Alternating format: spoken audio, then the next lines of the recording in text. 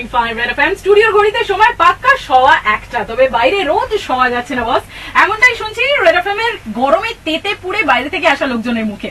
Temperature 35°C, humidity 47%। আমি নিলাম চলছে ওগবধূ সুন্দরী। আর কথা বলতেন আজ সুন্দরীদের আড্ডার একজন হ্যান্ডসামকে পেয়েছি। ইয়েস, সোহম হাজির আমাদের স্টুডিওতে।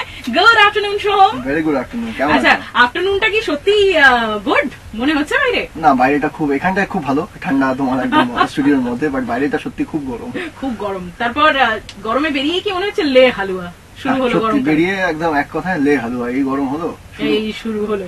আচ্ছা, তা লে হালুয়া মানে নামটাই মানে এর আগে ফান্দে পড়িয়া বগা কান্দেরে সোহম, লে হালুয়া সোহম, মানে হচ্ছেটা কি? না, হচ্ছে না, বেশ মজাই হচ্ছে ব্যাপারটা। কারণ ফান্দে পড়িয়া বগা কান্দেরে এমন একটা গল্প ছিল যেখানে সত্যি বগা ফান্দে পড়েছিল, আর ওই ক্যারেক্টারটার মানে পুরোটা স্টোরিটাকেই ম্যাচ করেছিল হচ্ছে প্রপারলি ওই নামটা। প্রথমে ওই নামটা নিয়ে আমরাও একটু ভেবেছিলাম যে কিরকম, হ্যাঁ একটু যাত্রা যাত্রা নামটা হয়ে যাচ্ছে, বাট যখন দেখলাম যে না একদম অ্যাপ্রোপ্রিয়েট, এইটাই টাইটেলটা ঠিকঠাক যাচ্ছে পুরো গল্পের সাথে, সেটা সবার বেশ মানে ওকে ফাইনাল করা হলো।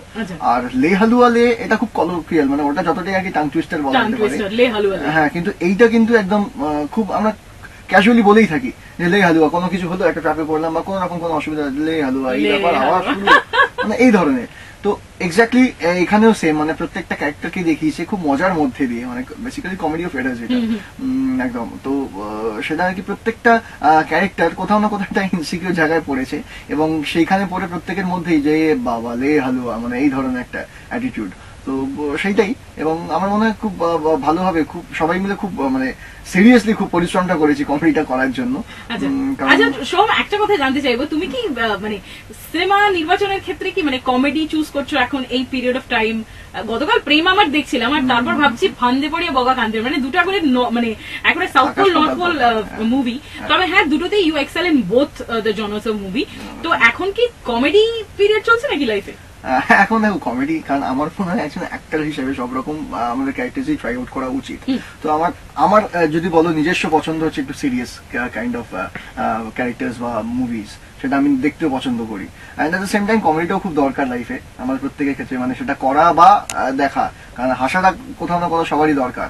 তো এখন যেটা আমার মনে হচ্ছে যে এই দুটো তো হয়েছে, পরপর সিরিয়াস একটা ছবি হয়েছে, দুটো অমানুষ হয়েছে, এবং তারপরে ফান্দে পড়িয়া বগা কান্দেরে কমেডি এলো। তো এখন আর একটা ভালো ক্যারেক্টার আমার যেটা মনে হয়েছে যে ভালো গল্প একটা পেলাম।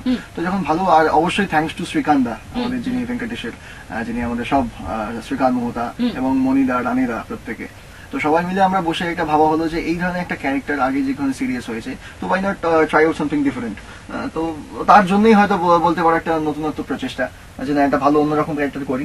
যদি আবার আগামী দিনে আসছে আমার নতুন একটা ছবি সেম ব্যানারেই, সেটাতে আবার রোমান্টিক অ্যাকশন হিরো হিসাবে আসবো, তো সেটাতে একটু সিরিয়াসনেসও আছে, সব রকম মিলিয়ে আছে। গ্রেট। তবে বধূ সুন্দরীরা মানে ওরা তো ডেফিনেটলি একটু পিএনপিসি করতে ভালোবাসে, একটু গসিপ করতে ভালোবাসে। তো সবাই জানতে চাই যে বগা কি সত্যি ফান্দে পড়িয়েছে, বা ফান্দে পড়িয়া বগা কবে মাথায় টোপর দিচ্ছে, এই সমস্ত কিছু ভাবছে তারা। তবে এটা সোহমের মুখেই শুনবো। তবে তার আগে একটা ছোট্ট commercial break. Stay tuned to 93.5 Red FM.